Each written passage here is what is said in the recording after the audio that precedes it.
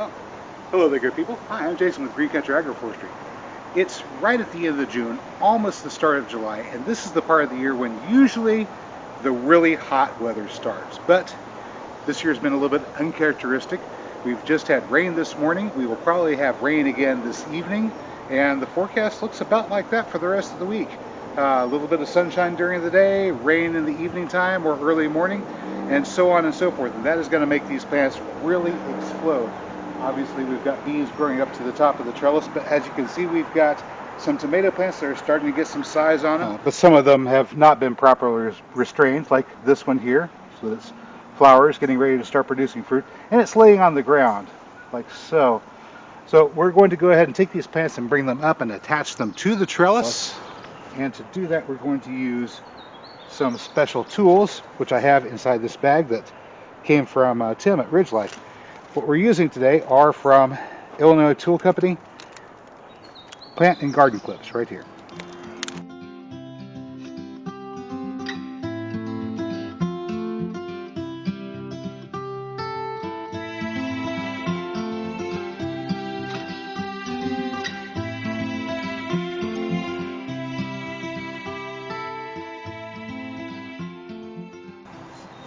Okay, so we have two different sizes of clips. We have the small ones. This is good for smaller branches, and of course for holding the main plant up, we've got these rather large ones that can get around a fairly large stem. You notice that they easily fit around my finger without pinching, so that's convenient. So we will lift up the tomato plant very, very gently to avoid breaking it, and bring the body of the plant over here beside the trellis, and use a large clamp to go around the wire, and it will clamp here and just hold the body of the plant without pinching it up against the trellis. This gets it up off of the ground, and now we want to start working on training our individual limbs to stand upright.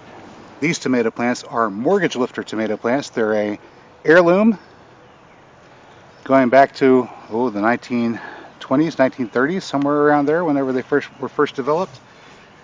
They produce indeterminately large amounts of fruit that can get to usual beefsteak sizes, a couple of pounds. These are very small tomatoes at the moment. This is one that I wove in much earlier, and it's doing a pretty good job of staying tucked into the trellis. So all I'm really going to need to do here is just keep that trend going and be careful not to lose any productive limbs. I've got some suckers here that can be culled. So we go ahead and take these limbs that are productive, bring them over, and we can either weave them or we can secure them using the clamp like so, and that will just keep them moving up the trellis and not sprawling on the ground. This one over here has some ground sprawl. It's come all the way out to this post here, and it's very nearly, pardon me, it very nearly stretches all the way to this post here on the other side. So let's see, this particular branch has come up.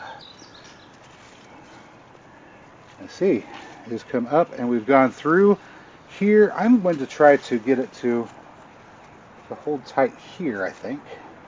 I see we have flowers, so we're going to have fruit here. We're just going to need to restrain this vine so it doesn't go wandering on us. So really quick right there, that'll hold that one in place, and then we have blooms here. Oh dear. I think we're going to want to train this a bit further up. What do you think?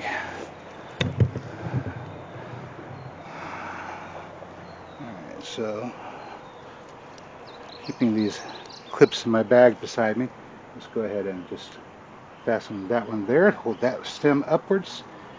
Oh, this one's coming off to the side, but it's going to be bearing fruit soon, and that means if I don't do something with it, it's going to create some problems.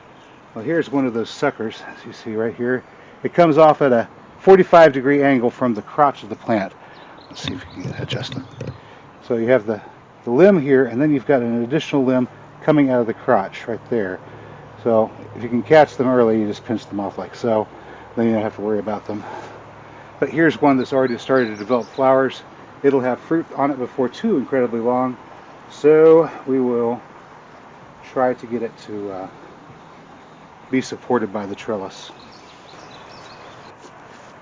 Being an indeterminate plant, the mortgage lifter tomato will like to grow like this, and it'll sprawl all over the ground if you let it. Here we have more flowers, so more fruit coming, and we don't really want to lose those. We're going to bring those over here and just tuck them in to the trellis. So I have fruit will be forming here soon.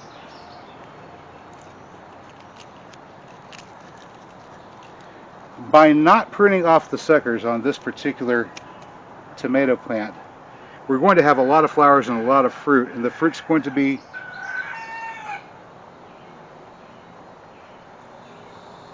Bert? Sorry, the rooster's being noisy. Alright, so the fruit's going to be small, some of it. And that's okay. I'd rather have a lot of healthy, smaller sized fruits than a few really whopping big ones that don't do well. So, okay, once again, we have flowers, fruit coming on this particular branch. I'm just going to bring it up and use one of these small clips to hold it in place. So, this branch already has fruit on it. Can we see that? This branch here already has fruit on it there. And it looks like there's going to be even more coming. I see the flowers here. So all we really need to do is make sure that it's properly pinned up.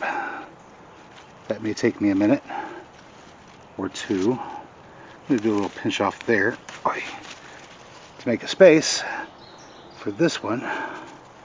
We'll bring her up to about there, I should say. But wow, look at how tall this one gets. It just keeps going and going and going.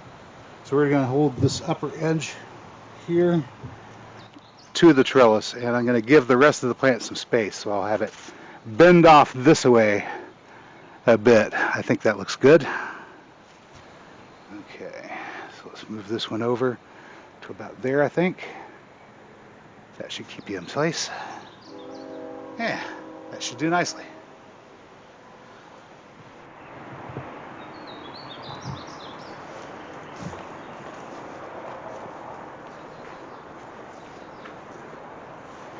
If they're going to be grown to my liking, the ideal tomato is somewhere in size between, maybe 6 and 8 ounces. 8 ounces is good, half a pound each. I don't really like them that big. And the reason I don't like them that big is whenever they get really large, your plants have devoted a lot of energy into growing a really large fruit, but if it gets sunstruck or attacked by insects, you've lost all of that fruit in one fell swoop. Whereas if you have many smaller fruits, 8 ounces or less, then you're in better shape. And I do like them about half a pound. They're big enough that you can slice and put on a sandwich, but it's small enough that you don't have to worry about having lost too much fruit at one time should disaster strike. All right, let me do a little bit of pruning here. So a lot of the guys are going to tell you to prune to a single stem. I don't, not with this type of tomato, which is an indeterminate tomato. You can, but the natural habit that the plant wants is to produce multiple stems and grow out and explore a lot and take up a lot of space. So instead of trying to prohibit the plant from doing what it wants, I say let it sprawl, let it grow out and get big and take up a 4-foot wide section. Since that's what it wants to do, we should be supportive of our plant's efforts. And so we build the trellis to support the plant. About time for me to open up a new pack of clips. Place. I think I'm going to trim off this branch here.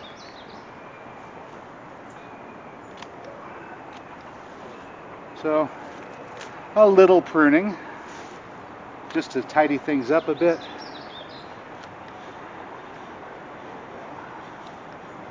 Of course, make sure that we have plenty of airflow down here close to the base of the plant.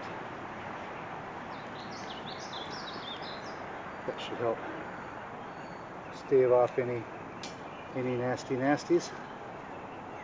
Just like whenever you're pruning your trees, you want to try to have your branches not cross over each other.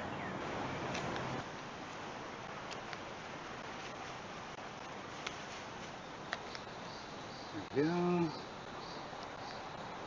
So, that one too. Okay.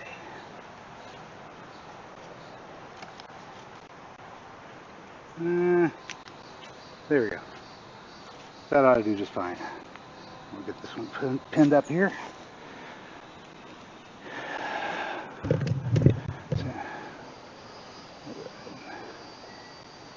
And that one right about there. All right. So the borage is growing. It's attracting the pollinators. They're coming in. They're pollinating the flowers. Now that we have this row pruned up and pinned up, we're ready for the rainy weather we'll have coming all next week. Maybe later on today or tonight. But as you can see, I've got another row that I've got to get to work on over here. So I will leave you there, good people. As always, if you found this video informative or entertaining, you know what to do. I will catch you